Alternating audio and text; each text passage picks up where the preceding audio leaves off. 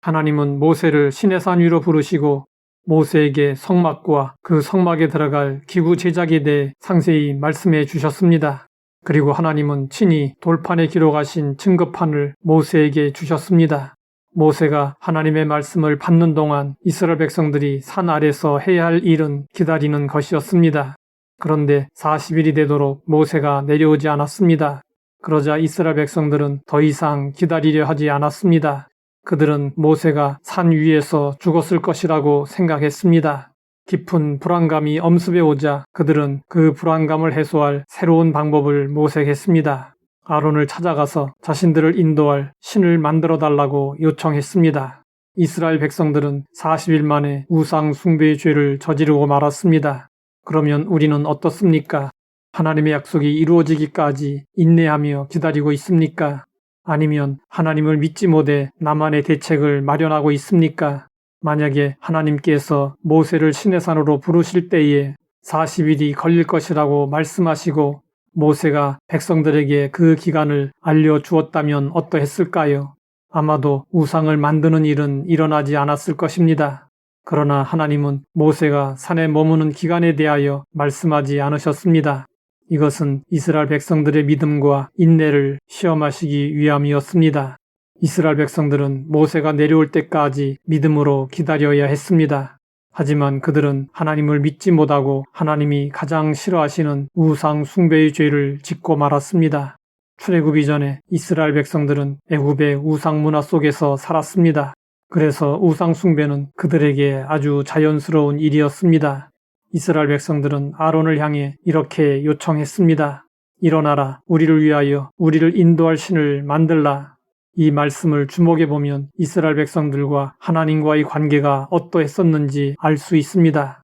이스라엘 백성들은 하나님을 자신들의 유익을 위한 수단과 도구로 여기고 있었습니다. 하나님은 절대로 우리의 수단과 도구가 될 수 없습니다. 하나님께서 그렇게 하도록 내버려 두시지도 않으십니다. 하나님께서 우리를 부르신 것은 우리와 인격적인 교제를 나누시고 우리에게 하나님의 사랑과 은혜를 베풀어 주시기 위함이었습니다.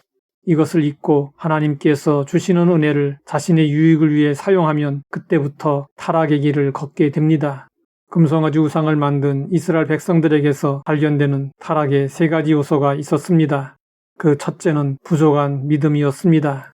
둘째는 인내심의 부족과 조급함이었습니다. 셋째는 하나님을 수단으로 이용하는 잘못된 신앙이었습니다.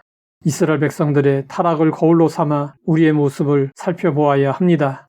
우리는 하나님이 약속하신 모든 것들은 때가 되면 반드시 이루어진다는 믿음을 가져야 합니다. 이 믿음으로 오래 참으며 평안함을 누릴 수 있어야 합니다. 그리고 하나님을 수단이나 도구로 여기지 말아야 합니다. 백성들이 아론에게 우리를 인도할 신을 만들어 달라고 하자 아론은 말했습니다.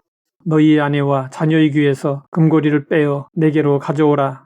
그러자 모든 백성이 그 귀에서 금고리를 빼내어 가져왔습니다. 아론은 그 금고리로 송아지 우상을 만들었습니다.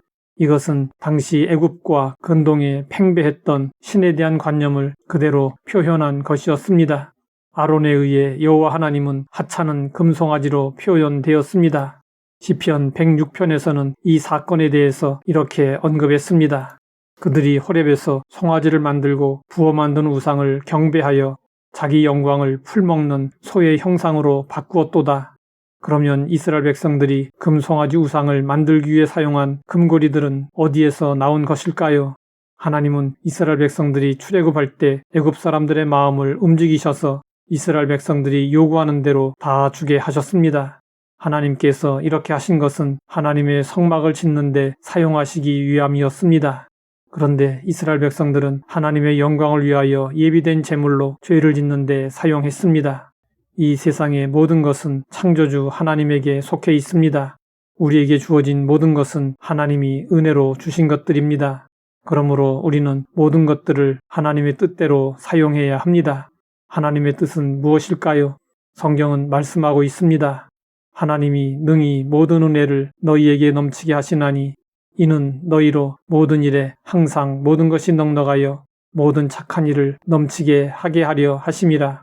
성도들은 하나님께서 주신 제물로 교회와 이웃을 위하여 사용함으로 하나님의 영광을 드러내고 하나님께서 맡기신 청지기로서의 사명을 온전히 감당해야 합니다.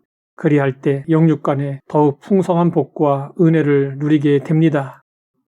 하나님 아버지, 이스라엘 백성들을 통해 우리를 돌아보게 하시니 감사합니다. 조급함을 버리고 인내함으로 하나님의 약속의 성취를 보게 하옵소서. 예수님의 이름으로 기도드립니다.